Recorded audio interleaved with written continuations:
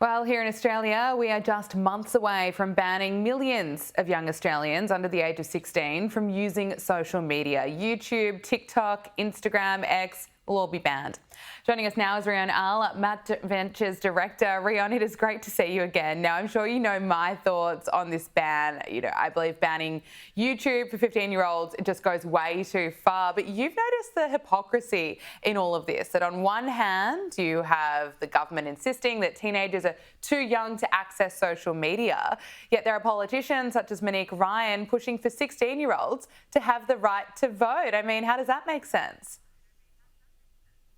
Well, it doesn't, and as you've picked up and many people have picked up, the argument is, very simply, that teenagers are mature enough to make decisions on matters like national security, but they're not mature enough to navigate a site like YouTube, a site that I often add, I personally, as a younger kid, used to learn about the world, to understand complex topics. It's actually really an important educational resource.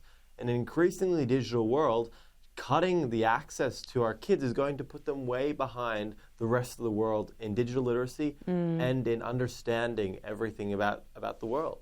I completely agree with you. Do you also have concerns about the digital information required that has to be handed over as part of this social media ban? Yeah, well, we all know as Australians that data hacks are not some radical theory, they're the reality. They happen often, they happen to Australians often, and they happen to our biggest companies. And so you can imagine if we have to figure out a way, as I should say, the tech companies have to figure out a way to make sure every kid is under the age of 16, the only way they're going to be able to do that is through some form of a digital identification system, which means that both adults and kids will have to verify their age in order to provide a full ID check for everyone. And in doing so, you run the risk of putting that data somewhere that people can access it if they're hostile and if they're willing to make that attempt. I also have concerns over what this means for free speech if you have young Australians not able to access platforms such as X. Anyway, Australia's birth rate has declined to its lowest ever recorded, to just 1.5. Now, we know that Elon Musk has been warning about the declining birth rate for some time now. The US is 1.62, South Korea is less than 1, and in Japan there were nearly 1 million more deaths than births last year. Now, Rion, it's a huge problem. There are many factors contributing to this, but here in Australia it really seems as though the great Australian dream of buying a house, having lots of children, it feels impossible for so many young Australians due to the cost of housing, the cost of living, let alone the cost of having multiple children is out of control. What's your assessment? Yeah, I think you're completely correct. And I actually first stumbled upon this issue exactly how you mentioned it because I was reading a lot of what Elon Musk had been saying. And at the time, I will admit, I suspected that his concerns were more so about the fact that, of course, his personal mission seems to be creating an army of mini Musks and populating the earth with as many kids as possible, as we both know. And so I suspected maybe that was his goal. But reading into it, this is not a problem that he has created or brought up for the first time. It's a problem that's been in the news for a while and just seems to be getting worse. With the core example, of course, being Japan. There's terrible numbers coming out of Japan. Last year alone, we had 1 million more deaths than births. And this is something that is not being fixed despite a lot of attempts to fix it. Now, we're looking at Australia.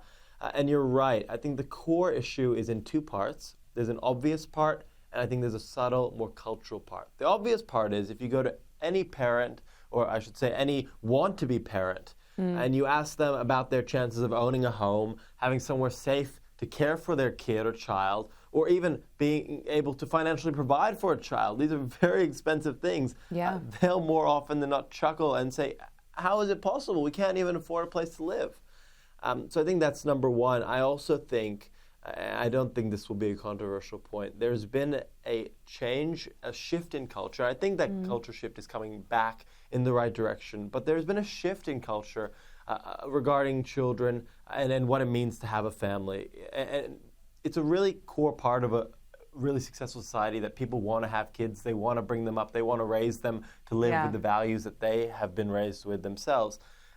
And we're seeing some shifts in our advertising, in our movie, in our culture that are bringing it back towards, but I think that's the second part we really need to look at. Look, I agree with you. I hope that there is that cultural shift back, because we want people to have more children. I think was it Donald Trump was saying that he wants to encourage people to have more babies. But look, I want to talk to you about AI. You're a bit of an AI expert, and ChatGPT. Yeah. We know that young people are increasingly relying on AI chatbots, and it's interesting. Real-time host Bill Maher slammed AI for essentially praising humans during every interaction where it's really not necessary. Take a look at this.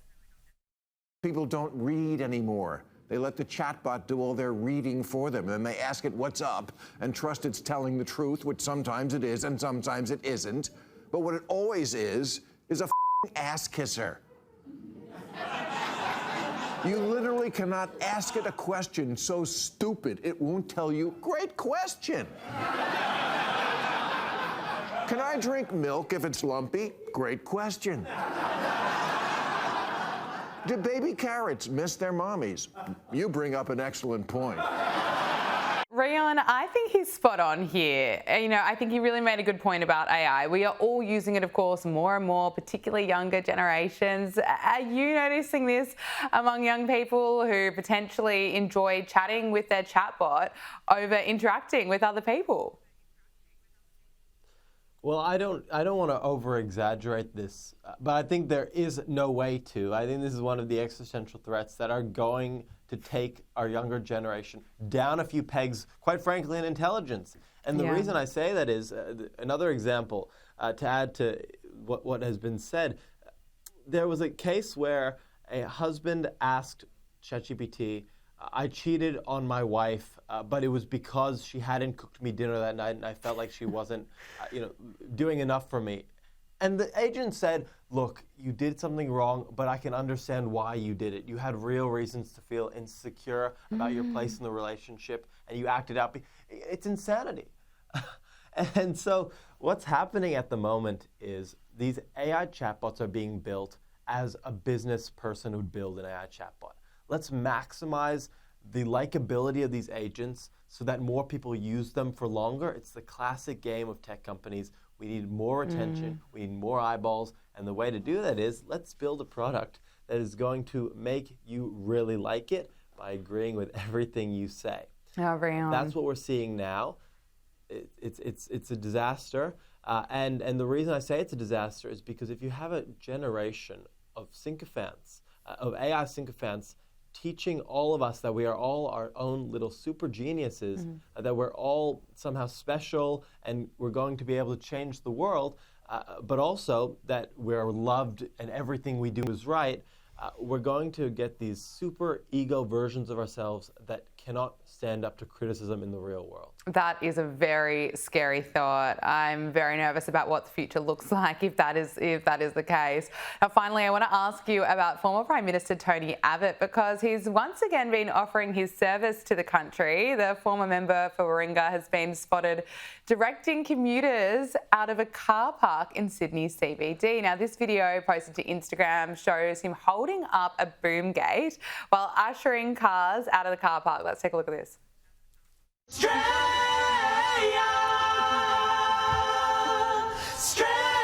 up. Rion, what's your reaction to this?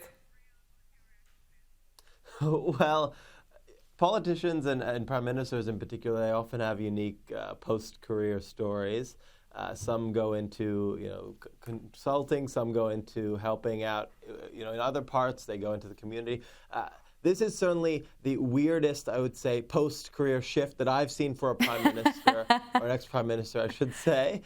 But in fairness, after the high energy of cats, I can only imagine that you need someone like a prime minister or ex-prime minister to come in and restore chaos in a car parking lot. What I will say is this is one of the great things about our country. This would not happen in America. This would not happen in many other countries where you have a former leader that is so down to earth and so grounded and just built into the community without the security guards around, without the layers of hierarchy and bureaucracy between them. It's just people former leaders with the humility to say, I'm going to help my community. We need more of this. It's a beautiful thing about Australia. We need it on all sides of politics, and I'm sure this will hopefully inspire some more people and some more leaders to continue to do this sort of thing for their community. Oh, I hope so too. Well said. Ria and Al, great to speak with you again. Thank you so much for joining us on Power Hour. A pleasure as always, Gabby.